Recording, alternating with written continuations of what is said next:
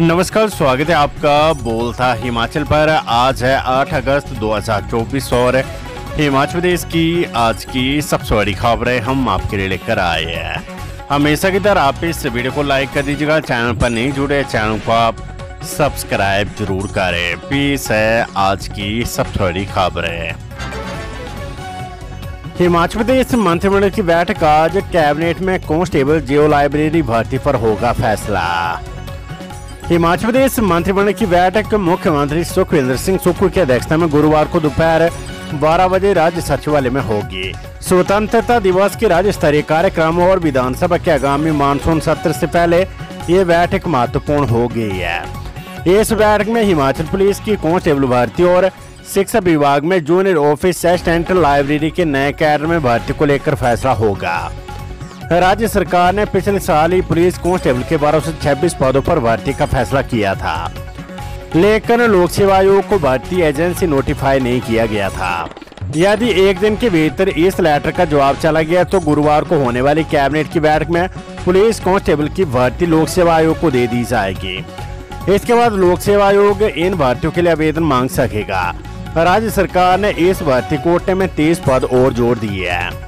दूसरी तरफ junior office assistant library के नए कैडर में करीब 400 पदों पर भर्ती के लिए क्रिएशन तो होगी और भर्ती नियम भी फाइनल हो गया है, लेकिन भर्ती शुरू करने पर निर्णय नहीं हुआ है। उच्च शिक्षा विभाग कैबिनेट की बैठक में अब इन पदों को लेकर जा रहा है ताकि भर्ती शुरू करने की अनुमति ली जा सके। उधर राज्य सरकार के कर्मचारियों को महंगाई भत्ता मिलने की उम्मीद जागी है। संभव है कि इन घोषणाओं को लेकर कैबिनेट में चर्चा होगी। मंत्रिमंडल की ये बैठक 15 अगस्त से ठीक पहले हो रही है। राज्य स्तरीय समारोह में मुख्यमंत्री ने कई नई घोषणाएं करनी है। ये समारोह पहली बार देर में हो रहा है, जहां से मुख्यमंत्री की धर्मपत्नी हाल ही में विधानसभा उपचुनाव जीती है। हिमाचल प्रदेश में प्राकृतिक आपदा से जान और माल का नुकसान हुआ है। भारत सरकार से आपदा राहत पैकेज पर भी अभी तक बात नहीं बनी है। केंद्रीय बजट में हिमाचल का नाम लिए जाने के बावजूद कोई पत्र नहीं मिला है। ऐसे में राज्य सरकार अपने स्तर पर पैकेज को लेकर कैबिनेट में चर्चा कर सकती है। हिमाचल प्रदेश में निर्यात शुल्क से सरकार को होगी 20 से 25 करोड़ रुपए की आमदनी। प्रदेश सरकार ने हिमाचल में कत्थे पर निर्यात परमिट शुल्क लगाया है। ये पहला मौका है जब इस पर शुल्क लगाया गया है। अब कत्थे का निर्यात परमिट शुल्क 1500 रुपए प्रति क्विंटल अदा करना होगा। इसके अलावा कत्थे से निकलने वाले कच्छ पर भी पहली बार 50 रुपए प्रति क्विंटल की दर से परमिट शुल्क लगाया गया है। इन दोनों से प्रदेश सरकार को वर्ष में 20 से 25 करोड़ रुपए की आमदनी होगी। हिमाचल प्रदेश वन उपज पारगमन भूमि मार्ग नियम 2013 के तहत हिमाचल के जंगलों में पैदा होने वाले औषधीय उत्पादों को राज्य से बाहर ले जाने के लिए अब परमिट फीस की अदायगी के लिए जेब ढीली करनी पड़ेगी। राज्य सरकार ने जंगली जीरा, भोजपत्र, रतनजोत सहित 92 से अधिक औषधि उत्पादों पर लगने वाली परमिट फीस में 2 गुनी बढ़ोतरी कर दी है। राज्य सरकार की ओर से इस संबंध में अधिसूचना जारी कर दी गई है।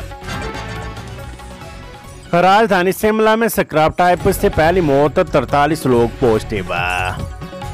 हिमाचल प्रदेश की राजधानी शिमला में स्क्रब टाइफस से पहली मौत हुई है। आईजीएमसी शिमला में 1 जून से अब तक करवाए गए 301 टेस्टों में 44 लोग पॉजिटिव आ चुके हैं, जिसमें से कुसुम्पटी के 91 वर्षीय व्यक्ति की मौत हो गई है। 29 जुलाई को तेज बुखार होने पर भर्ती हुए थे और 2 अगस्त को स्क्रब टाइफस पॉजिटिव पाए गए।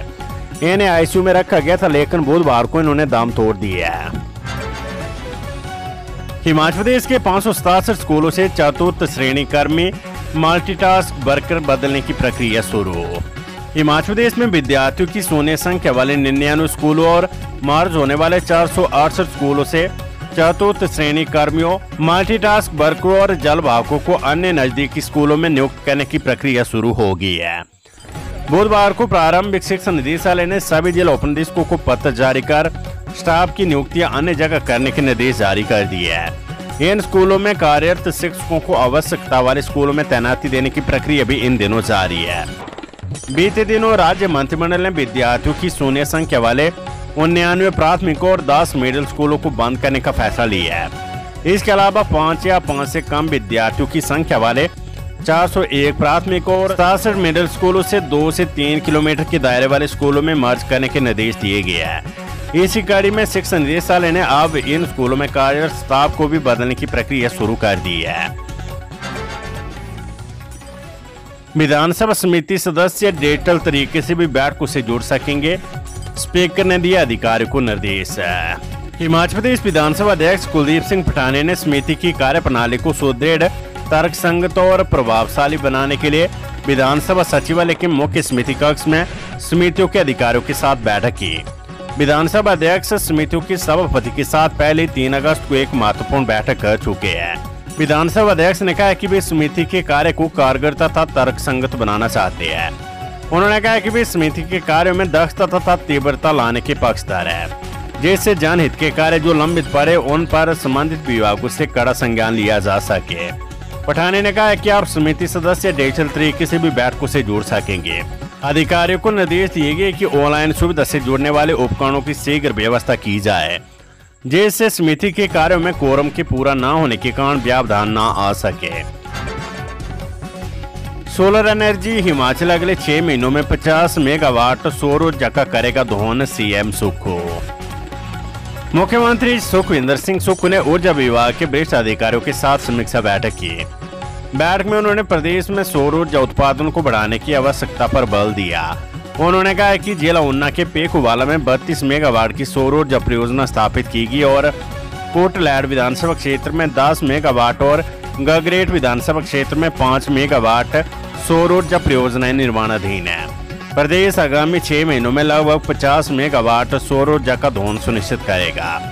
उन्होंने अधिकारियों को सौर ऊर्जा परियोजनाओं के कार्य में तेजी लाने और समयबद्ध पूर्ण करने के साथ साथ नई परियोजनाओं के लिए स्थान चिन्हित करने के निर्देश दिए हैं। पहाड़ी क्षेत्रों की चुनौतियों को केंद्र से उठाएंगे हिमाचल व उत्तराखंड, देहरादून में हुई नेताओं की मुलाकात। हिमाचल प्रदेश और उत्तराखंड के मध्य अधोसंरचना और कनेक्टिविटी को सुदृढ़ करने के लिए कारगर कदम उठाए जा रहे हैं। इसी कड़ी में प्रदेश के लोकमान्य मंत्री विक्रमादित्य सिंह ने बुधवार को देहरादून में उत्तराखंड के मुख्यमंत्री पुष्कर सिंह धामी से भेंट कर विभिन्न मुद्दों पर विस्तार पूर्वक चर्चा की। उन्होंने पुष्कर सिंह धामी को पांवटा साहिब के यमुना पुल की मुरम्मत और पुनर्वास के दौरान बेयरिंग को बदलने के लिए यातायात परिवर्तित करने का सुझाव दिया है। इस दौरान विक्रमादित्य सिंह ने मुख्यमंत्री सुखविंदर सिंह सुक्खू की पुष्कर सिंह धामी से दूरभाष के माध्यम से बातचीत भी करवाई। दोनों राज्यों के मुख्यमंत्री ने हाल ही में आई आपदा और पहाड़ी क्षेत्रों की चुनौतियों पर चर्चा की। दोनों मुख्यमंत्री ने सहमति जताते हुए कहा कि केंद्र सरकार के समक्ष इन चुनौतियों को रखा जाएगा ताकि केंद्र आपदा प्रभावित क्षेत्रों की ओर विशेष ध्यान केंद्रित कर सके। विद्यार्थियों की कम संख्या वाले वरिष्ठ माध्यमिक स्कूलों से शिफ्ट होंगे 20 दाखिलों का मांगा ब्यौरा। हिमाचल प्रदेश में विद्यार्थियों की कम संख्या वाले वरिष्ठ माध्यमिक स्कूलों से केईबी से शिफ्ट होंगे। उच्च शिक्षा निदेशालय ने जिला उपनिदेशकों से 2 दिन में विद्यार्थियों के दाखिलों का ब्यौरा मांगा है। विषयवार और कक्षावार नामांकन की अलग अलग से जानकारी देने को कहा गया है। उच्च शिक्षा निदेशक डॉक्टर अमरजीत कुमार शर्मा की ओर से इस बाबत जिला उपनिदेशकों को पत्र जारी किए गए हैं। हिमाचल प्रदेश में हाल ही में भारी बारिश और बादल फटने की घटनाओं के कारण व्यापक तबाही मची है। इन घटनाओं के चलते बहुत से लोग प्रभावित हुए हैं और उन्हें मुश्किलों का सामना करना पड़ रहा है। मुख्यमंत्री सुखविंदर सिंह सुक्खू ने इस संकट की स्थिति में राहत प्रदान करने के लिए कुछ महत्वपूर्ण कदम उठाए हैं। राज्य सरकार ने प्रभावित लोगों को निःशुल्क राशन, गैस कनेक्शन और सिलेंडर देने का निर्णय लिया है। इस दिशा में सीएम की घोषणा के बाद हिमाचल प्रदेश राज्य खाद्य आपूर्ति निगम के निदेशक मंडल की बैठक हुई, जिसमें मुख्यमंत्री के निर्देशों का पालन सुनिश्चित करने पर चर्चा की गई। बैठक की अध्यक्षता आयुष मंत्री यादवेंद्र गोमा ने की और इस दौरान ये तय किया गया कि जिला उपायुक्त खाद्य आपूर्ति निगम को प्रभावित परिवारों की सूची प्रदान करेंगे ताकि उन्हें राशन की सुविधा उपलब्ध करवाई जा सके। इसके अतिरिक्त प्रदेश की 5000 सस्ते राशन की दुकानों से सामान का सैंपल लेकर राशन की गुणवत्ता सुनिश्चित करने के भी निर्देश दिए गए हैं। हिमाचल कैडर के 2 IAS अधिकारी केंद्र सरकार में देंगे सेवाएं। हिमाचल प्रदेश के 2 IAS अधिकारी मनीष गर्ग और अमनदीप गर्ग केंद्रीय प्रतिनियुक्ति पर दिल्ली जाएंगे। केंद्रीय कैबिनेट ने दोनों अधिकारियों को विभागों की जिम्मेवारियां सौंप दी है। इस बाबत कार्मिक मंत्रालय ने भी मंजूरी दी है। प्रदेश सरकार की ओर से लीव करने के बाद दोनों अधिकारी दिल्ली में सेवाएं देंगे। इन दोनों अधिकारियों के दिल्ली जाने से प्रदेश में अफसरों का संकट अब और गहरा जाएगा। हिमाचल प्रदेश में बिना इंटरनेट के 1465 स्कूलों में टीवी डिवाइस से पढ़ाई करेंगे विद्यार्थी। हिमाचल प्रदेश के 1465 स्कूलों में नौनिहाल मस्ती का पिटारा, कौन बनेगा करोड़पति प्रतियोगिताओं में भाग लेकर कठिन विषयों को आसानी से पढ़ सकेंगे। स्कूलों में शिक्षक इंटरनेट के बिना टीवी डिवाइस के माध्यम से विद्यार्थियों को पढ़ा सकेंगे। संपर्क फाउंडेशन ने सभी स्कूलों में यह कार्यक्रम लॉन्च किया है। पूर्व में सरकारी स्कूलों में विद्यार्थियों को इन संपर्क टीवी डिवाइसों में कार्टून के माध्यम से विभिन्न पाठ्यक्रम पढ़ाए जाते थे, लेकिन अब विद्यार्थियों का भयमुक्त वातावरण में मूल्यांकन करने के लिए डिवाइस में अतिरिक्त विषय शामिल किए हैं, ताकि विद्यार्थियों को प्रतियोगिता के जरिए पाठ्यक्रम दोहराने की सुविधा मिल सके। खबर मंडी से लापता हरदेव का नहीं मिला सुराग, सर्च ऑपरेशन का दायरा बढ़ाया। मंडी जिले के पद्म उपमंडल के तहत राजवन तेरिंग में बादल फटने की घटना के दौरान लापता हुए हरदेव उम्र 30 पुत्र भगतराम की खोजबीन लगातार जारी है।